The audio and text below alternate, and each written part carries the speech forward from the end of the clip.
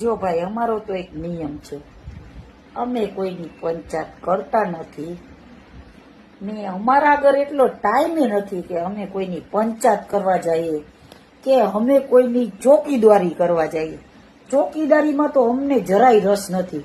અમે છે ને અમારા પગમાં બળતું હોય ને ઈ જ જોઈએ. અમે ડુંગરે ચડવા ના જઈએ.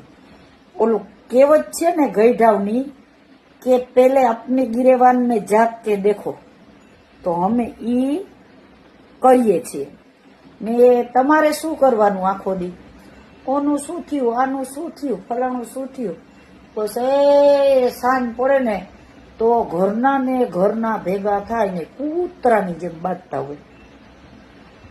ઓલાએ આમ કર્યું, નાની આમ કર્યું ને ખાલી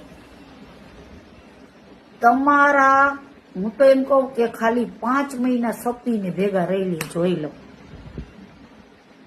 એ તમારા લોહીમાં નથી. તમારા ઘરમાં કાયદેસર ઉપરવાળાની બદદુઆ છે.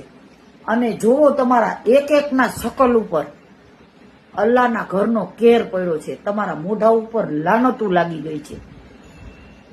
જોજો કોકની ગોળથી આરીસામાં જોજો.